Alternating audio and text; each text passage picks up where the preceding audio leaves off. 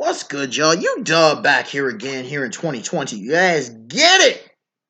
Now, this is the first video, and I've thought about this for a week or two, probably about 2 weeks now. I'm going to start doing a series of videos on failures. Characters who truly are failures in their series. Unquestionably failures in their series. And I don't think people would disagree with me. Now, some people in this series, maybe I'll also address why character is not a failure in this series as well. So we'll see. We'll see how I'll do, and you can of course suggest certain characters if you would like, because this is also for y'all, because this is just fun.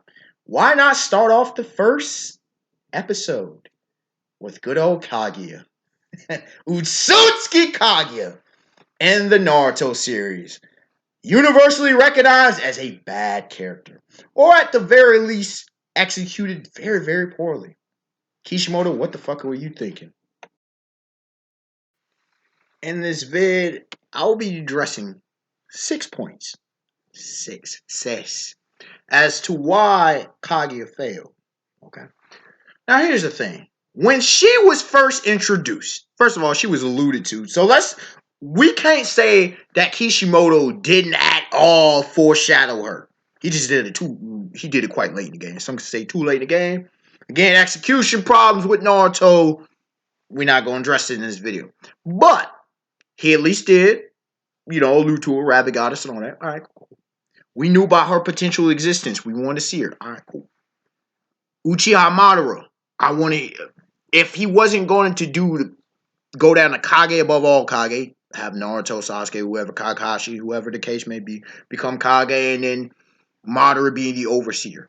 If we're going to do that, we're going to have the diplomatic situation, where I think that would have been phenomenal for the series of Naruto. You still could have had your Naruto versus Sasuke fight, but having Madara being there is, this kind of eternal or long-lasting peace, symbol of peace. Could have been great. But Kishimoto decided not to go down that path. So, get him on out of here. They couldn't defeat him. He was too powerful and too intelligent. He's fighting genius.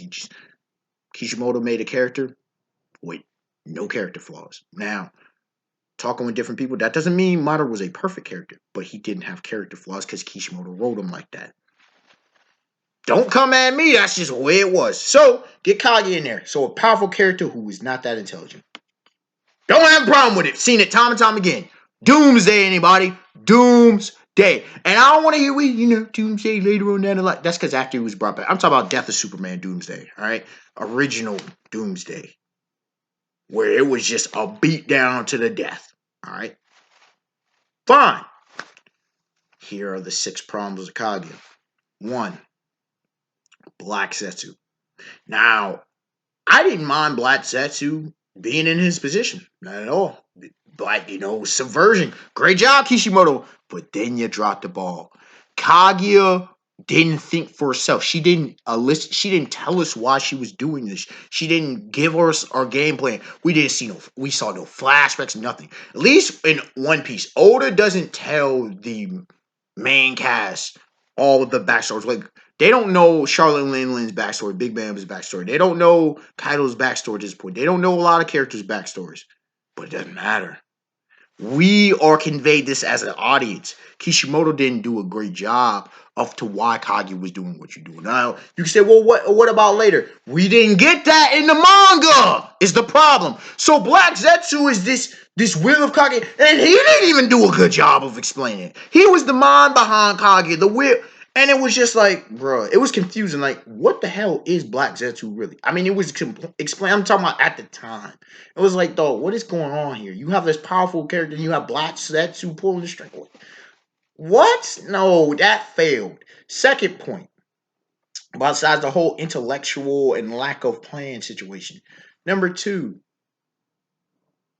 her impact on the story was null and void. You had Obito.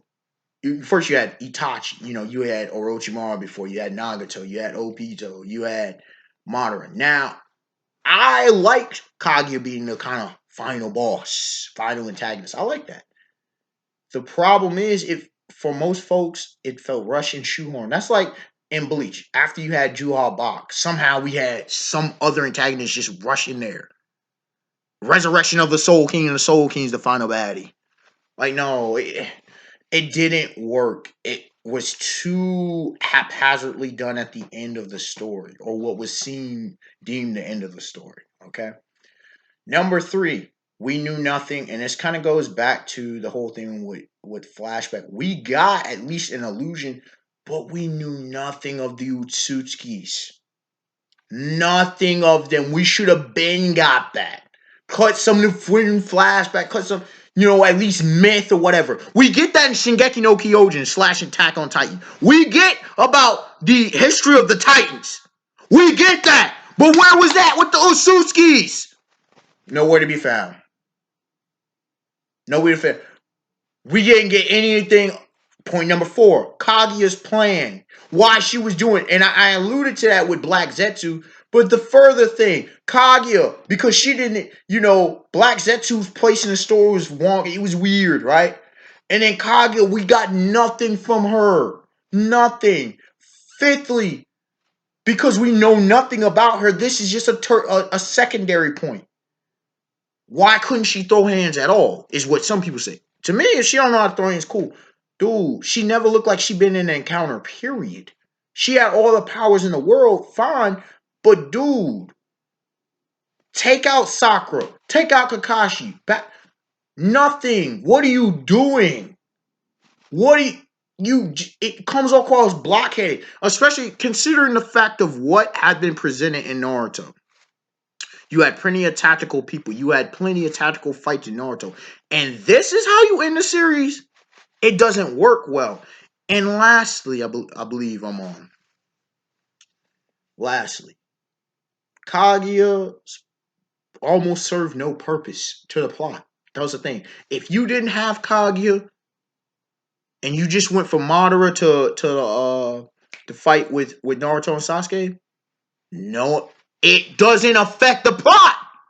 When you had it was almost like it was in canon filler.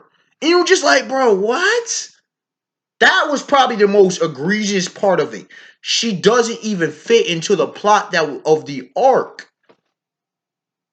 Like I said, I don't mind that Kai was introduced, but that means that the arc should have been extended, not cut short, not rushed at the end. It failed because of lack of timing, lack of direction, lack of explanation and exposition. It's not the most colossal fail, but on a rating of failure, I give it a strong 7.5 out of 10. It's a strong 7.5 out of 10. I've seen worse. We're going to address worse. Oh, you most definitely. But I believe it was a prime to start off. And it started off pretty strong, but not the strongest. Man, Kaguya was such a failure. But because of how I appreciated what Kishimoto tried to do, I can't hate on her completely. But man, it could have been done so much better. But it kind of, to me, it encapsulates half of the problems that went wrong with the entirety of the Naruto series. A lot of stuff not explained, a lot of stuff just put in there and you just left scratching your head. Some points we get too much explanation, other points we get not enough explanation. Limbo, I always bring up Limbo. Good God, the Limbo world. The Land of Iron and the Samurai.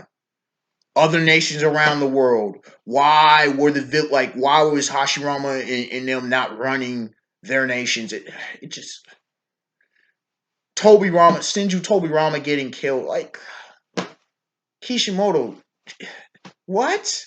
And I'm not hating on Kishimoto. I'm being honest. And y'all know I'm being honest. Because a lot of people can't stand the whole thing with Kaguya. Well, these are my analysis of as to why. Unexpected want to like, comment, subscribe. Tell me your thoughts on this matter. If there are any characters you want me to dissect, whether in saying they're not a failure or if they're actually a failure, we'll do that. Next up, I'll just let this know. It probably should be Supreme Kai. Yeah, I'll probably be Supreme Kai next up, and any other characters. I mean, Horty Jones is a good candidate. Wappo in One Piece, both in One Piece, is a great candidate. Um, you know, I know people talk about Grammy and Bleach. It's been a minute since that name came up. But yeah, well, let me know what you all would like to see, and we'll try to get that for you. Oh, Quicksilver in the Avengers. Oh, he was one of the first. Oh yeah, in the MCU. Oh yeah, I got to do on that failure. Oh, the MCU dropped all kind of ball on that one. All right, y'all. Have a beautiful day, beautiful night. Peace.